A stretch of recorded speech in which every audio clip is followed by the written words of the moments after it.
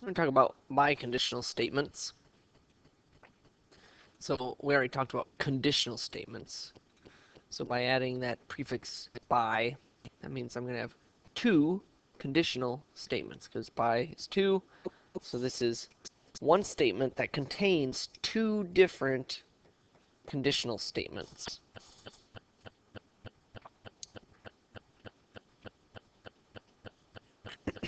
So if the converse of a conditional statement is true, then the statement is biconditional. Because that would mean that my original conditional statement is true. The converse would then be my other true conditional statement. This first sentence right here is actually an example of a biconditional statement. I've got if and then.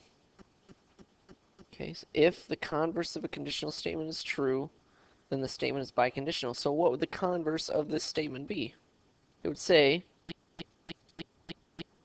I'll make some room here.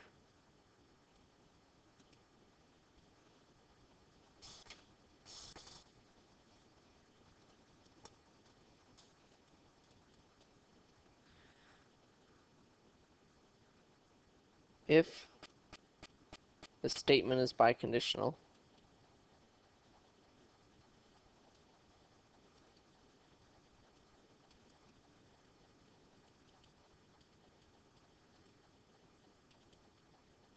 then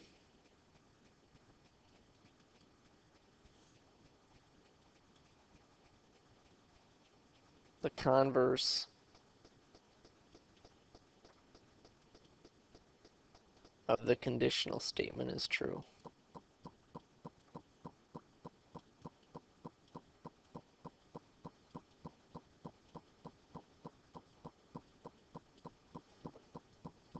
Okay, so this would be the converse of my original statement, and it's also true. And the reason it's true is because I'm defining what biconditional means. And any definition you have is going to be biconditional.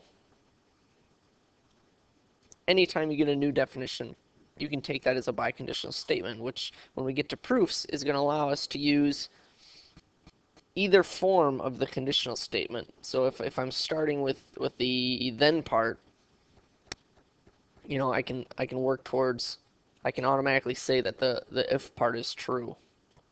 So here's another example of a definition. Two lines are perpendicular if they intersect to form a right angle. So if I want to rewrite this as two conditional statements, okay, since it's biconditional, I could write these two conditional statements. If two lines are perpendicular, then they intersect to form a right angle. Okay, so that's one. The other true one would be if two lines intersect to form a right angle, then they are perpendicular. Okay, so all biconditional statements are going to give you two conditional statements. Now, if we wanted to write this in a way that lets everyone know that it is indeed biconditional, we're going to include this phrase if and only if.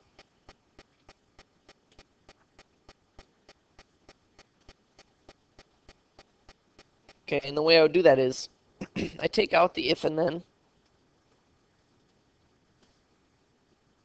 and where the then was, I'm going to put if and only if. So two lines are perpendicular if and only if they intersect to form a right angle. I could have just as easily put the if and only if into this one, which would say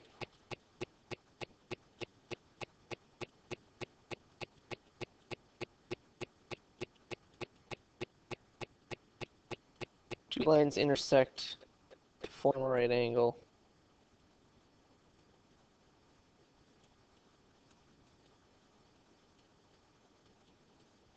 if and only if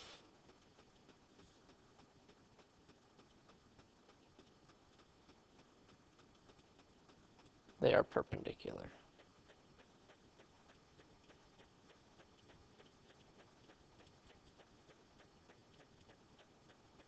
Okay, either one of these is a fine biconditional statement. Now that we talked about conditional statements, we talked about the truth of conditional statements. Okay, now, if you have a definition, it will always be a true biconditional statement. But if it's not a definition, you have to make sure that it's true. So the way we're going to do that is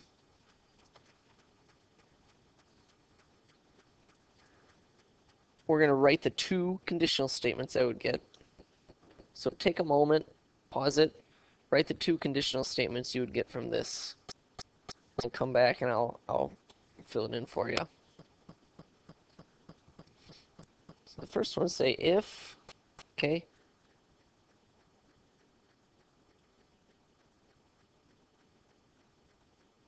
Okay, so I've got my two parts here. Here's where the if and only if starts.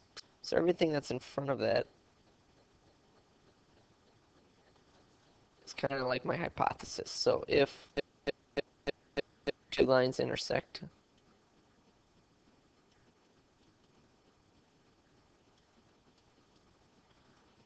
then their intersection is exactly 1 point.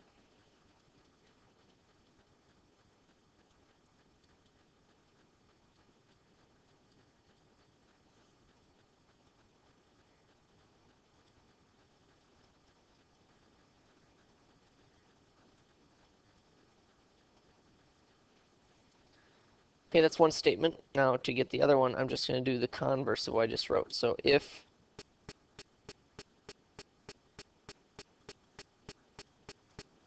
their intersection is exactly 1 point,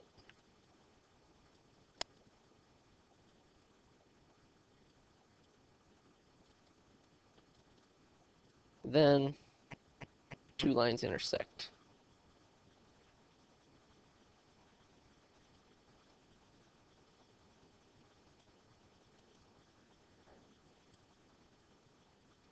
Okay, now in order to tell if this is true, I need both of these to be true. Okay, because a biconditional statement implies that you have two true conditional statements. So if one of your conditional statements isn't true, then the biconditional statement can't be true. So in this case, this is the definition of intersect. So this is going to be true. If we look down here, I'm going to have an example of one that's not true. So the two statements I would get here would be if x squared is less than 49, then x is less than 7. And the other one I would have is if x is less than 7, then x squared is less than 49. Now, this top one's true, because if I have a number that I square and I get something less than 49, those numbers would be, for example, 6, 5, 4, 3, 2, 1, and 0. Okay?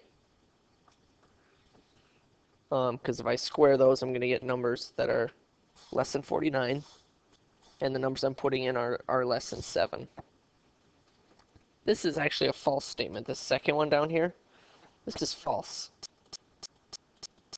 Because I can think of a number that's less than 7, so I'm meeting the if part, that would not meet the then part. Okay, can you think of a number that would do that? Something less than 7, and when you square that number, you get something that's greater than 49? How about negative 8? Negative 8 is smaller than 7, and when I square negative 8, I get 64, which is bigger than 49.